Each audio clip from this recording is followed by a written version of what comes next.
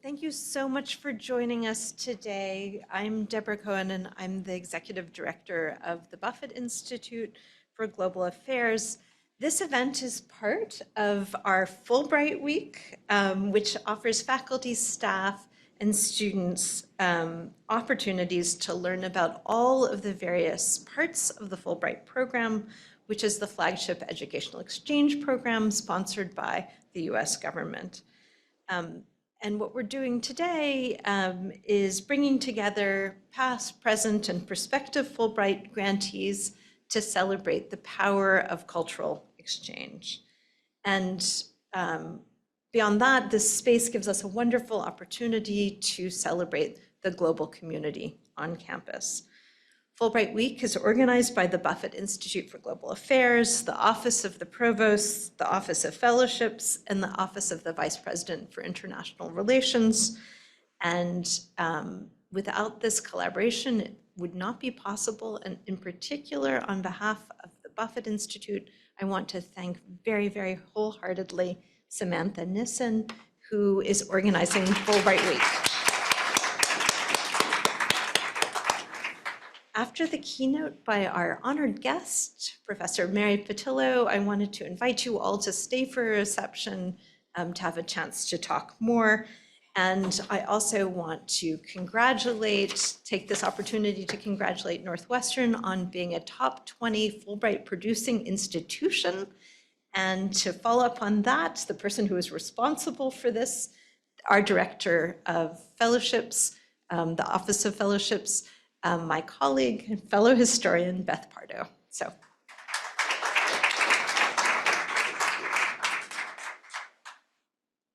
I am most certainly not the person responsible for our 20th year as a top producing institution. However, we are, in our office, profoundly proud of the 495 student grantees to date that Northwestern has sent out or is about to send out around the world. The people who deserve the greatest thanks for that are Steve Hill and Amy Kehoe, our Fulbright program managers in the corner, and these scores of FFAs, to use the in language, of the faculty Fulbright advisors that my two colleagues assemble from across the university among faculty and staff to shepherd our scores of applicants each year through what is a daunting application process. This is the second annual Fulbright Week. This event was conceived at commencement in 2019 and had its first planning meeting, I checked, on the 3rd of September 2019, which I now realize is about when Professor Pattillo was headed off to be a Fulbright scholar. It had a long pandemic pregnancy. And it was born in April of 2023. And as I thanked the wonderful Sam Neeson earlier, I consider this to be its first birthday party. So thank you all for coming to Fulbright's first birthday party. Certainly what this highlights, as Deborah has already said, is the village that it takes to have Fulbright success at Northwestern across faculty, staff, and students to successfully paint the world purple, as we like to say. And I would like to congratulate Buffett and its new set of programming for undergraduates. Just today, I met with my first summer international Buffett grantee, headed off to do organic chemistry in Germany, who was thrilled to death, and I was thrilled to death for him. So as Buffett works with us to send scientists, policymakers, all to think through GLOW, through their grants, about an international world, we are fostering relationships that not only make better Fulbright applicants, but more importantly, make a better world. So thank you for participating, and thank both of you.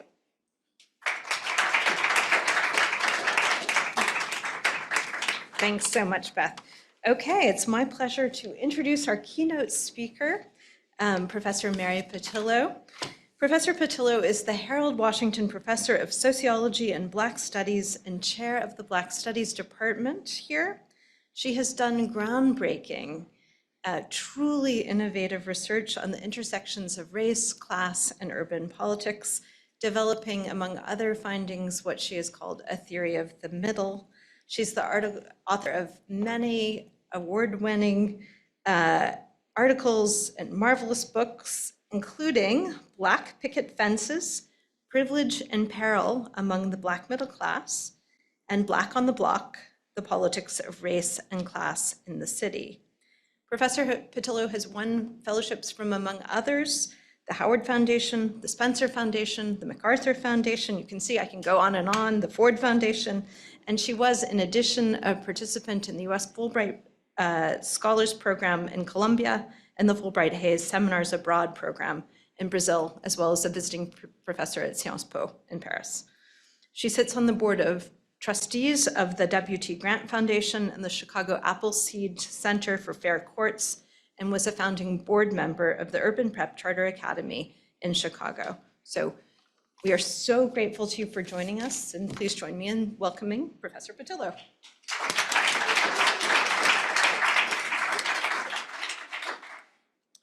Hello, everyone. It is really a pleasure to be here. I was just telling Samantha, and where'd she go? Okay.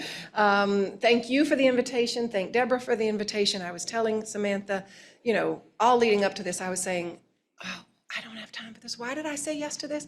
And then when I put together my presentation, I thought, oh, this is so much fun. And now being back in this room, I'm feeling the same way. I'm feeling very warm and at home with you all. I will say the gentleman in the front, I'm not sure of your name, but you're making me remember Dr. Mr. Campbell. Okay, you are bringing me way back home because I apparently was more international growing up than I thought. So I'm African American, I'm Black, grew up in the Black neighborhood in Milwaukee in a Black family.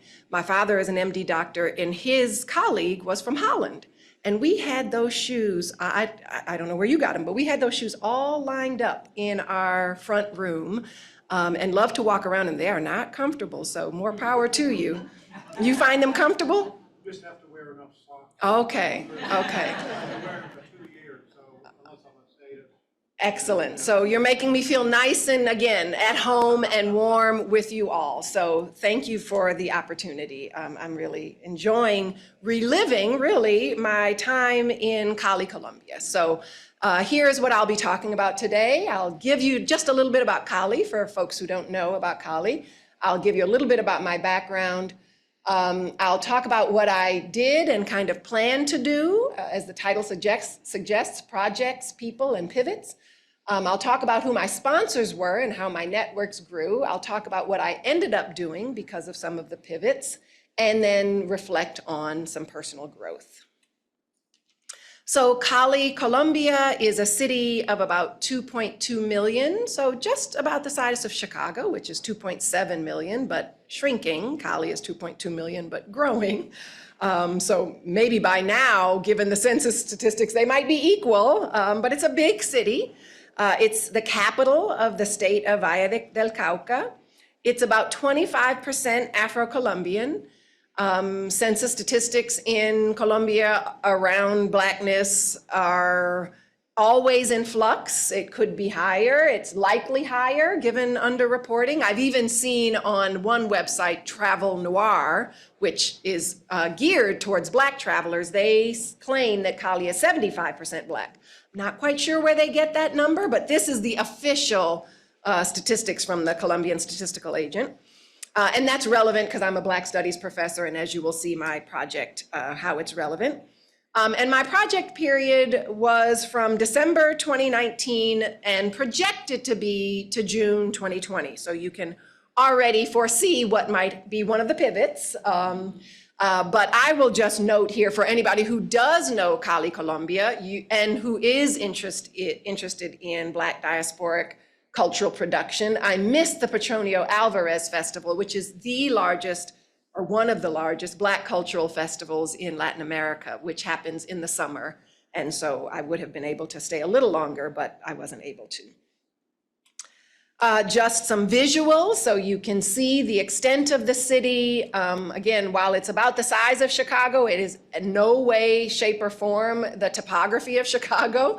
There actually is elevation. The city is at about 3,000 feet above sea level, and it's a mix of obviously very modern architecture and very colonial architecture, as you see some of the juxtapositions here.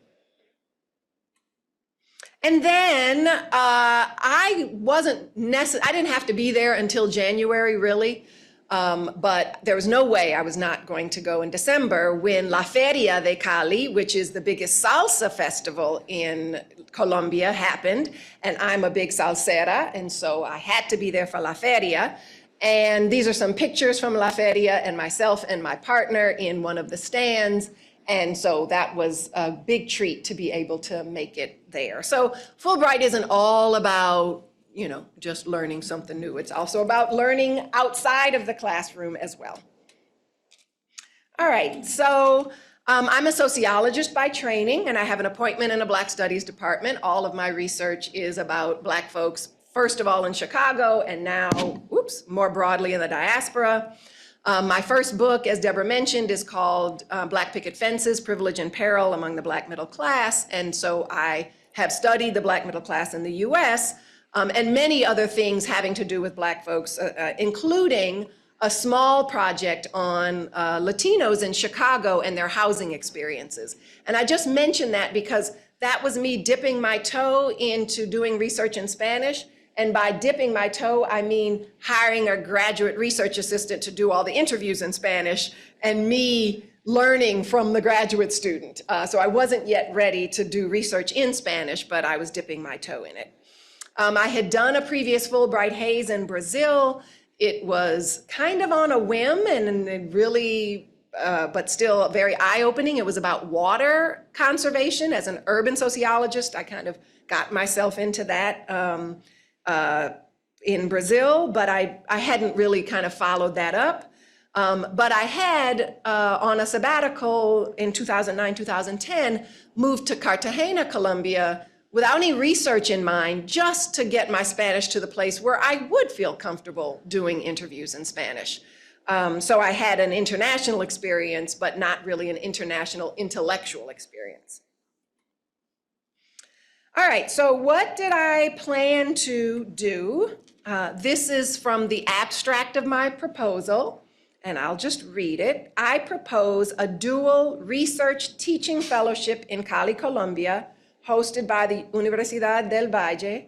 The main question guiding the research is, do young middle-class Afro-Colombians experience their Blackness as a central part of their identity, and does it shape their political positions about the causes and solutions to inequality in Colombia? I will conduct qualitative interviews with 20 middle-class Afro-Colombians in Cali, covering 5 topic areas. I won't go into that now. For the teaching component, I propose a course entitled The Idea of Race in Comparative Perspective that will cover the historical roots of the idea of race and its application in Latin America, Europe, and the US. Just to give you a little bit more detail, those 20 interviewees were to come from 10 different fields: higher education, pre-university education, law, banking, the arts, NGOs, real estate, industry, health, and social services. It was a, I would argue, very well-designed project, as projects often are before you have to pivot. But I had a plan. And my teaching, I had well planned, and I had taught bits and pieces of this as a sociologist in a Black Studies program in the US. I hadn't brought in the comparative component. So the historical roots of the idea of race, race in Latin America, race in Europe, race in the US. And of course, I would though have to change my syllabus that I have taught in the US to all be in Spanish, since the students would be Spanish speaking. So this was my plan. And I fulfilled the research project. And this is the publication from the research project, published in the Du Bois Review, which is a social science journal published out of Harvard on race, on studies of race. And the title, Estamos Distanciados, about the Black middle class and politics in Cali. And you will see I have 2 co-authors, which I had not planned going forward, but I will talk a little bit about that in the people component, because of course they were very important. So one project came fully to fruition, and I'm happy to report that. Just to give you a sense of the findings of the project. And this, of course, was my time to do these interviews in Spanish. So the co-authors were not because I stayed afraid to do the research in Spanish. They were more helping me with the analysis, or as I'll talk about, a research assistant with some of the local Colombian and Cali-isms that I needed to understand. But I did all of the interviews myself and did them in Spanish and did the analysis. So the title, Estamos Distanciados, comes from this quote. I've heard some movements, they're organized movements, that have particular Black people who are recognized at the national level because they're part of the top political sphere, because they're a part of the celebrity world, or because they have a very high corporate position. But I don't think they connect all the people that they could connect. Like I said, we are separated. And so the findings from this research was that, yes, there were people who self-identified as Black and middle class, but they did not see themselves as part of a group or a political collective. And then I worked through the various reasons why this individual identity did not cohere into a political group identity. And of course, I included theory and so on and so forth. That's basically what that says. These are some of the reasons why: their absence of positive markers of a collective Black identity. There's a lack of an organizational infrastructure, which I'll talk a little bit towards my pivots. There are taboos against organizing along racial lines in the workplace. And there's a strong individualistic ethos towards opportunities and status. So that's what I explored in that paper. And because I did not want, the main reason of also having co-authors was I did not want to impose my US political racial frameworks on the data that I was collecting in Colombia. And so I really found my co-authors to be checks on my assumptions and interpretations. So my lessons from the projects were, first, in applications, build on your strengths. You know, I had been an expert in the Black middle class in the US, and so this was building on that strength already, but not duplicating anything I was already doing. Learn about where you want to go.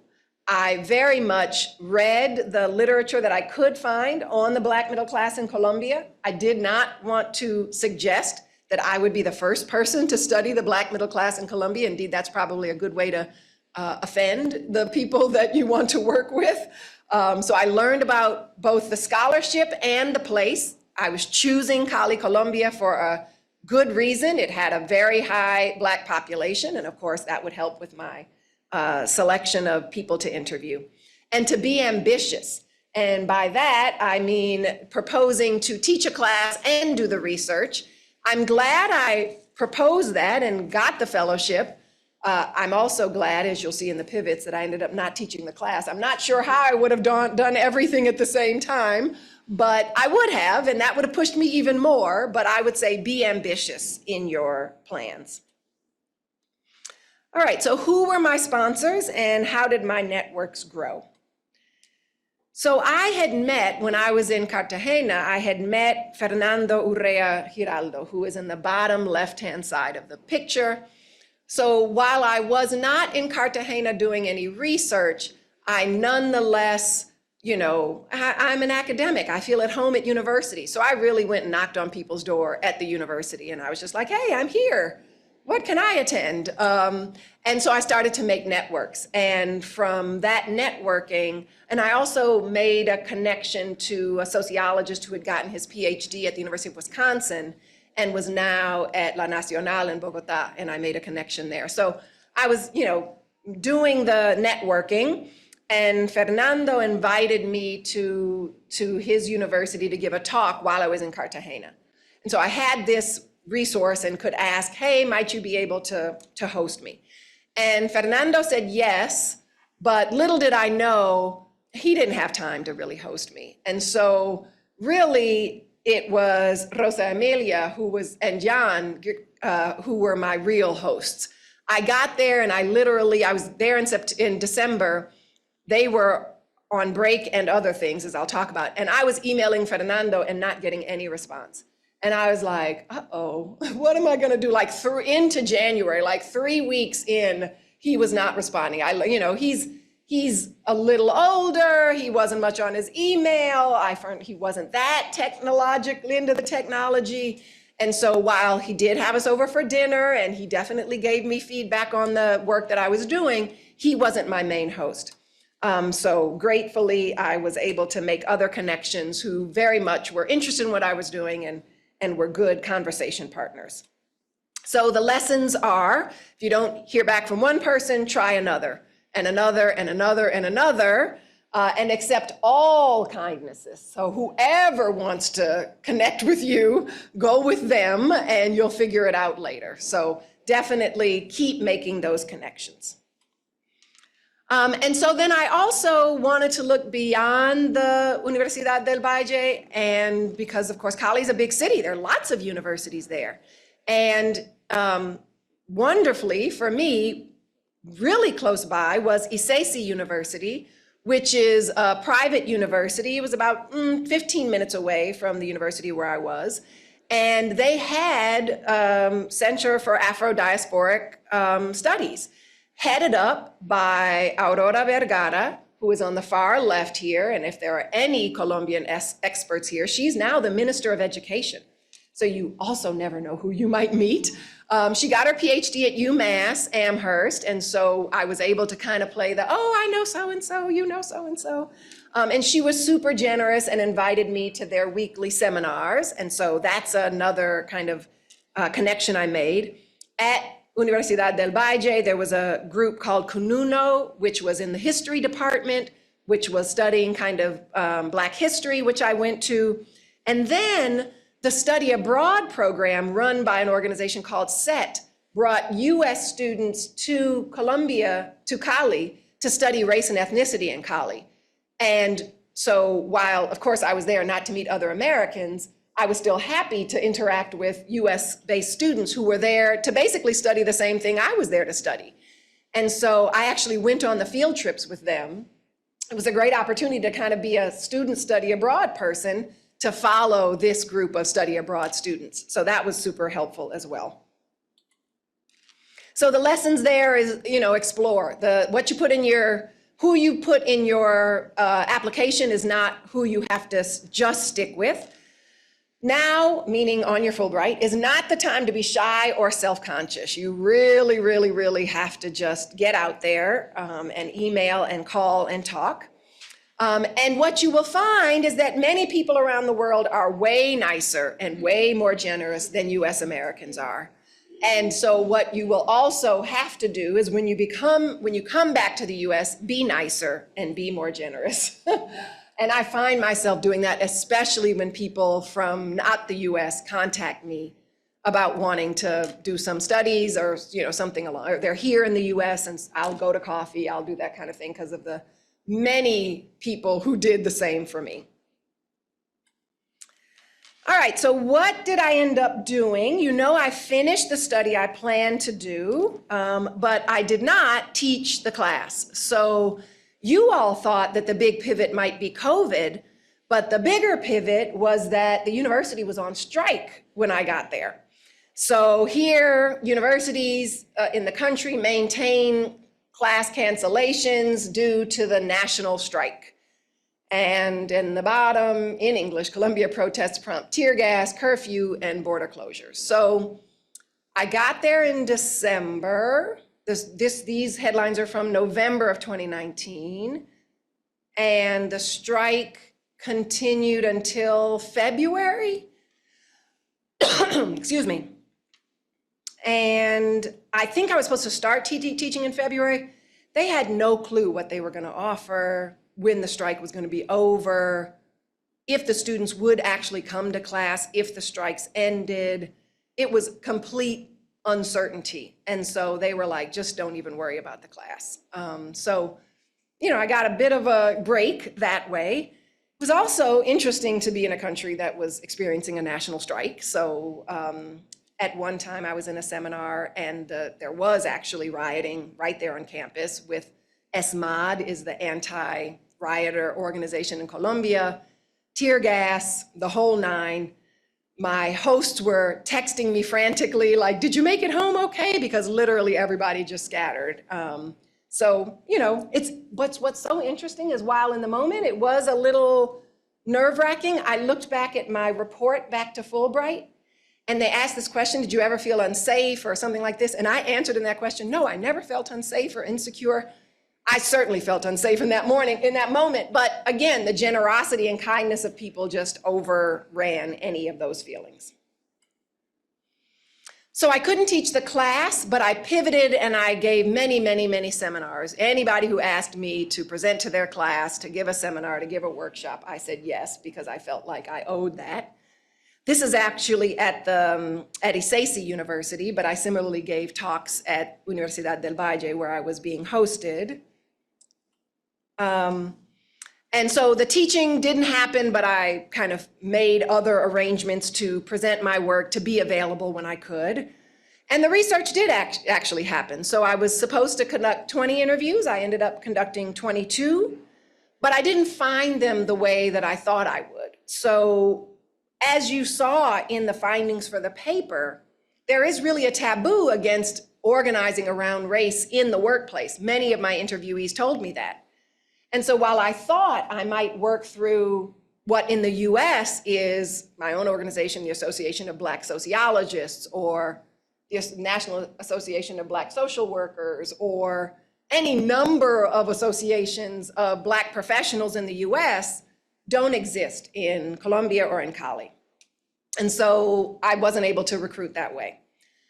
But what I did find was an interesting website called SuperProf, for super professional, where you could go on and hire a professional to help you do things. And so you could like hire an engineer to help you do things, or hire an architect, or hire a lawyer, and I just went online and wrote things, and I looked for the Black people, because it's like LinkedIn or something, so people have their pictures.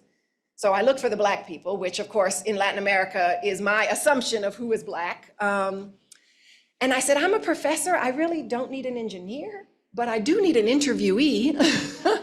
I'm doing interviews, might you want to talk to me? And so I got a few people who said yes to that. And I also went online to just get a Spanish teacher, just because I'm always wanting to do more Spanish. And a young person who happened to be a student at Universidad del Valle, who became my third author, answered my call for a professor, became my professor, and then became my research assistant. So she was phenomenal. She was a linguistics major, so fluent in French, English, and Spanish, and could really help with the translations and especially the Colombianisms. So think creatively about how you might do things. As you imagine, the big pivot also was COVID. So here's the email, March 12th, to all US Fulbright participants. ECA strongly advises all current US Fulbright participants to make arrangements to depart their country of assignment as soon as possible, which soon became immediately, which soon became, this is the last flight out, you better take it. So I left on March 17th.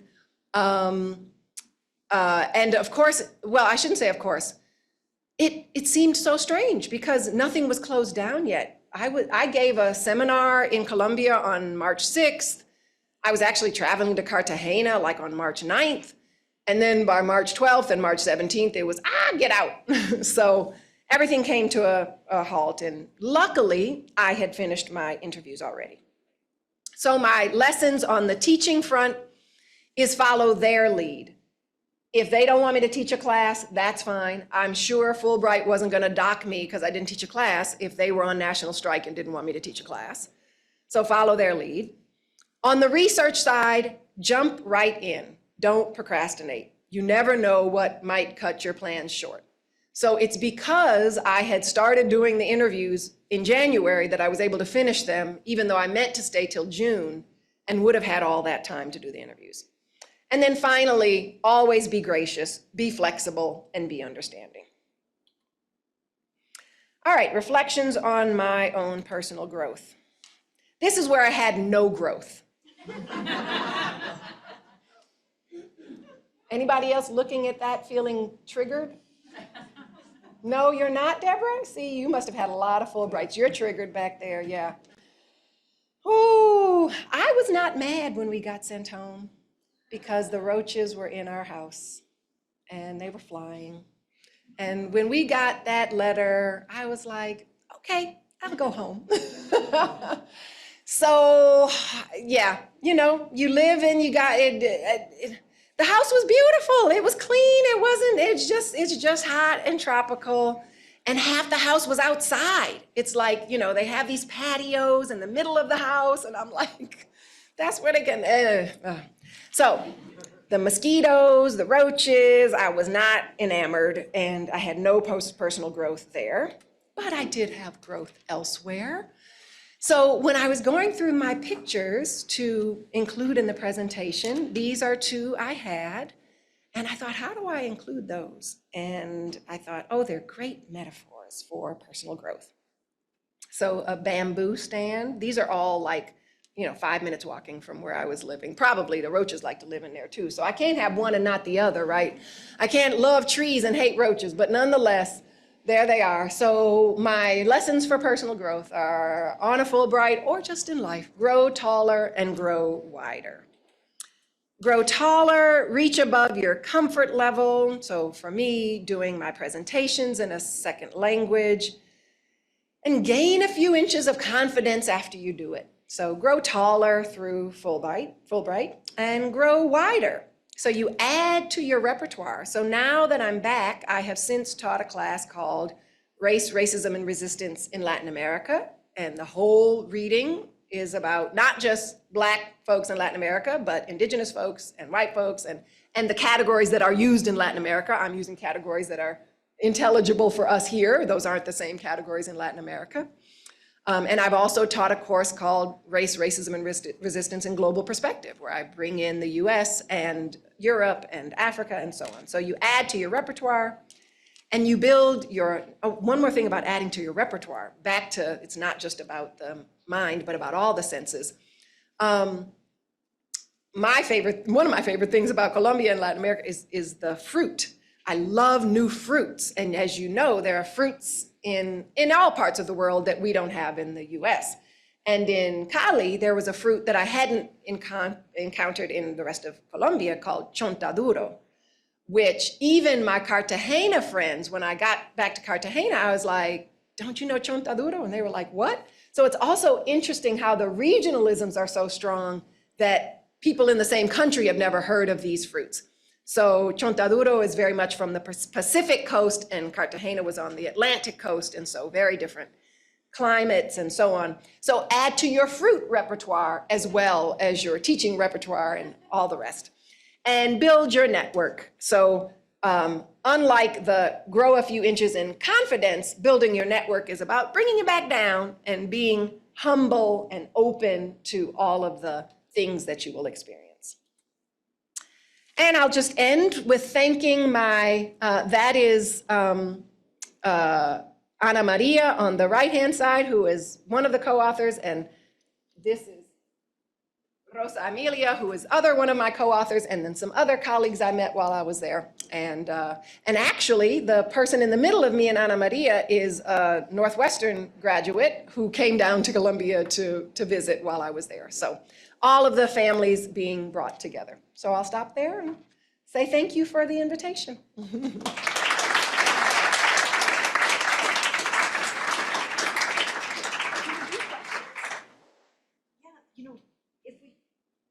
anyone has any questions, we can take a couple of questions, and the reception is waiting. Okay.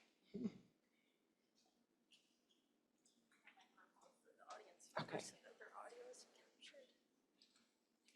Yes. Two questions, I think. One is, and thank you for the presentation, very generous. What was the name of the publication where you shared your research? Estamos distanciados, and it's something like the Black middle class and politics in Cali, Colombia, and it's in the Du Bois Review. Got you. And then was this your second Fulbright trip? Was there like a big difference in your trips or your learning Yeah, lessons? two very different programs. The first trip is the Fulbright Abroad Seminars program, which brings teachers to a place with a very clear agenda. And by teachers, that includes K through 12 teachers and higher education teachers.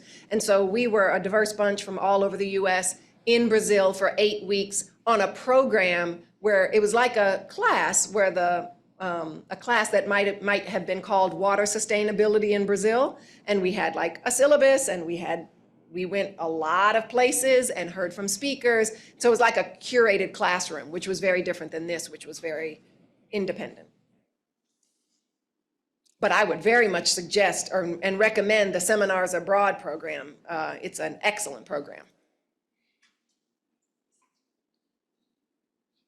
Great. Thank you very much. I really enjoyed that. I'm a Fulbright scholar from Ireland, and I'm feeling very inadequate after listening to all of your achievements, although I'm only here a month, so I have a bit more time to work.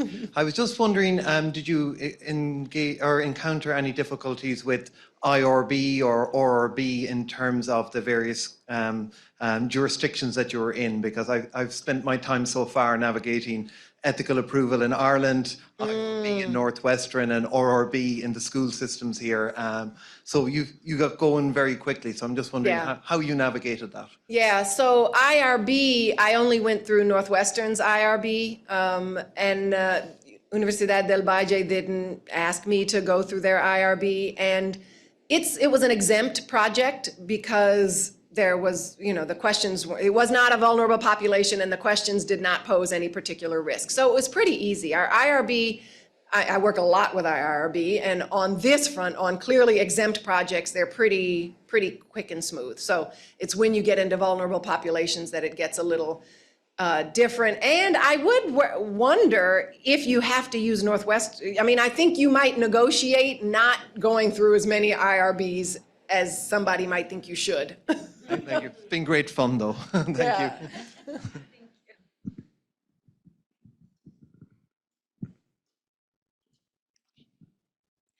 Hi, my name is Julie Friend. I'm the director of the Office of Global Safety and Security. So I have a sidebar question about travel risk management. We support students, faculty, and staff here. And I'm curious, up to the March 12th date where you got the email telling you about the opportunity to voluntarily depart, what kind of information were you getting up to that point about COVID? I also advise, I work with the State Department and advise them on higher education and our vulnerabilities and our risk management. So yeah, that's a great question, and my recollection is not much. Yeah, because yes, my recollection is not much at all. But I can't 100% say. Yeah, just because the risk felt so low up until like a week before. And so even if they had sent me something, I might have, cognitively kind of dismissed it. So, but I don't remember getting anything. Yeah, and I don't remember getting anything from Northwestern either to all of us who might have been abroad. And I definitely kind of registered and got the insurance, all that kind of stuff. Yeah.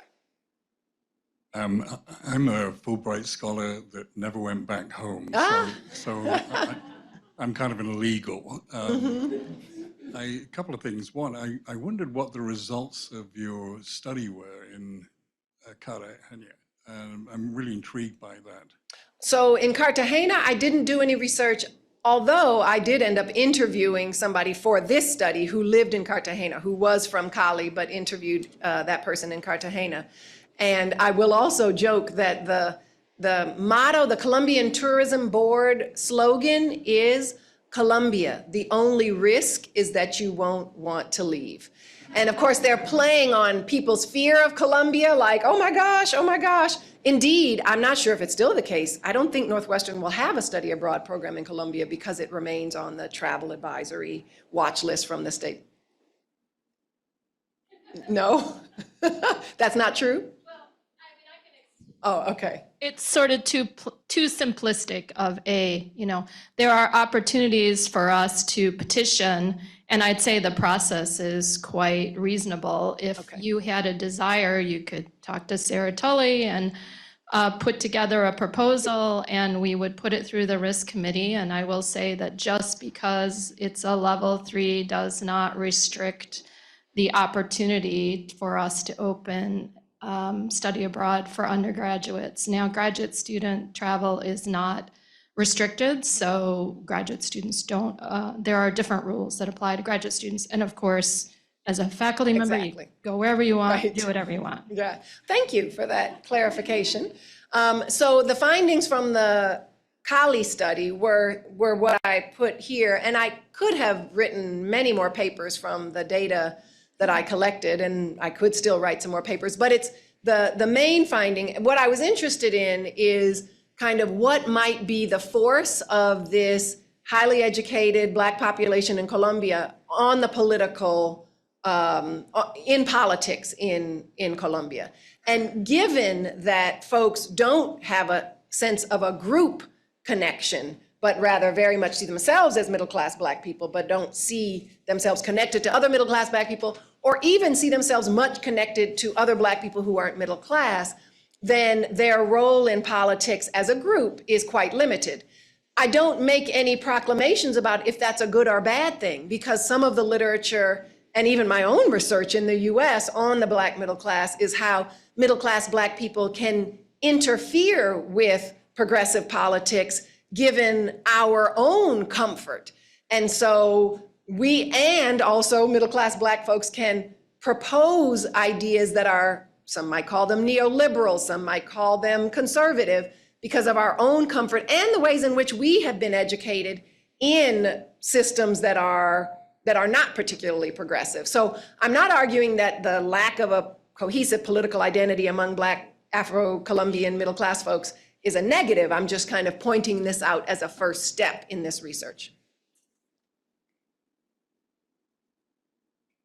Stephen, yes.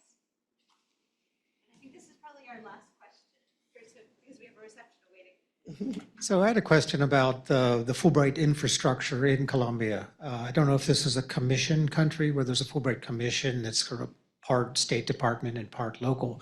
But did you have an opportunity where you asked to talk with incoming Fulbrighters or with scholars or students who are coming to the US? So I definitely had some conversations. I never gave like an official presentation, but I surely was in touch with the US Fulbright folks because there seemed to be a growing interest in race in Colombia as well. But I didn't make the kind of inroads. I was not sought out, certainly, and I didn't make the kind of inroads I was wanting to make. But I did meet lots of both Colombians who had, matter of fact, Beatriz, who's in this picture, had studied at the U of I on a Fulbright, or had I know she did a Fulbright, and I just don't remember if that was the U of I part or somewhere else. Somebody else I had interviewed did a Fulbright to the University of Nebraska. So I met both Colombians who had come to the US, and I met US students who were in Colombia on teaching fellowships, who just kind of found me through the network way. But I was not kind of called on by the commission to do any presentations.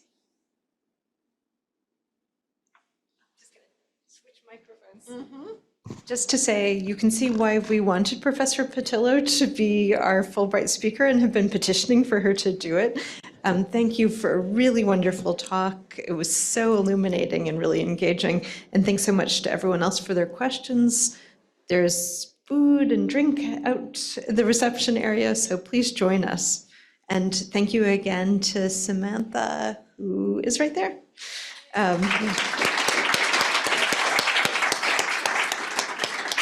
And thank you as well to May Malone, who is organizing all of the communications efforts, including the recording of this event. Thanks so much.